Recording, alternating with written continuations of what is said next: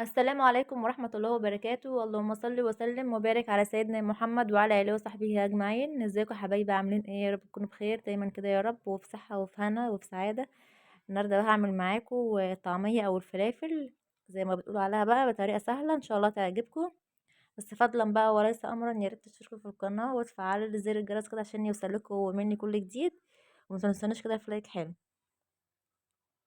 انا معايا هنا بقى المكونات: كيلو من الفول المدشوش دوت، انا جايباه من امبارح ونقعته، مسكته الاول نقيته كويس من اي حاجه فيه، وحطيته بقى في ميه نقعته، لازم يكون متغطي ويتنقع ليله كامله كده في الميه. وجيت تاني يوم الصبح بقى مسكته صفيته في المصفى وغسلته تاني من الماء اللي كان فيها. وهعمل بقى معاكم اهوت المكونات بتاعه الطعميه. هنا ضفت بصلتين قطعتهم، وعليهم 5 فصوص من الثوم. ومعايا بقى هنا حزمة كرات، انا بردك مسكتها نقيتها كويس هي والخضرة، يعني عود كزبرة بردك معاها بيديلها ريحة حلوة. ومسكتهم بقى خرطتهم بقى كده مع بعض، هقلب بقى ايه كله مع بعضه كده، وبتكون كده ايه المكونات بتاعة الطعمية كده جاهزة معايا زي ما انتوا شايفين كده. طريقتها سهلة خالص وما تاخدش معايا وقت والله، وديت احسن من اللي بتتباع بره بكتير وانضف بكتير. هنا بقى خلصت كل المكونات اهون، بقى هقلبهم بقى مع بعض كويس وابتدي بقى انا افرم. انا مصفياه هنا في المصفى عشان لو في اي ميه تنزل يعني ما يبقاش في ميه. قلبت اهو كله مع بعضه كده، جاهزه معايا بقى للفرم. هنا بقى حطيت الطعميه اهوت في المفرمه. ممكن تعملوها بقى في الكبه في الخلاط اي حاجه، بس انا بحب اعملها هنا يعني في المفرمه دي، بتخليها حلو. هنا انا بديلها كده اول وش، يعني أصل انا هعمل لها وشين اتنين، دوت اول وش يعني لسه العجينه خشنه معايا لسه ما نعمتش. وهوريكم بقى لما اجي اعمل الوش التاني. هنا انا فرمت اول وش، ضفت عليه شويه ملح وشويه كزبره وشويه كمون، قلبتهم كويس. ورحت بردك عملت الوش التاني اهو، بس انا بقى ما وريتكوش التصوير.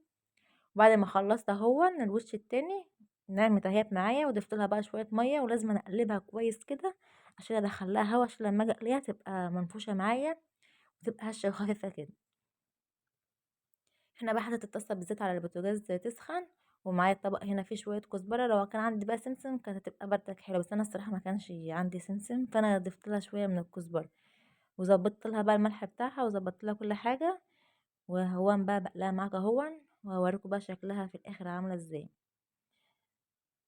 ما شاء الله الكيلو الفول عمل معايا كميه كبيره من الطعميه، ووفرت كتير عن ما انا بشتري. انا بشتري والله من بره يعني ب10 جنيه طعميه بيبقى شويه قد كده ما بيكفناش حاجه. ما شاء الله يعني انا جبت كيلو فول ب30 جنيه، عمل معايا كميه كبيره وفات كمان، وعندت منها في الفريزر. وممكن تعملوها بردك في رمضان وتطلعوها وتعملوها تتسحروا بقى تفطروا بيها، بتبقى بردك حلو مش وحش. هنا بقى كانت احمرت اهيت معايا من تحت، ببتدي بقى اقلبها واسيبها بقى تستوي كده براحتها. ريحتها والله كانت طالعه جميله ما شاء الله عليها. جربوها والله هتطلع معاكم احلى طعميه ان شاء الله.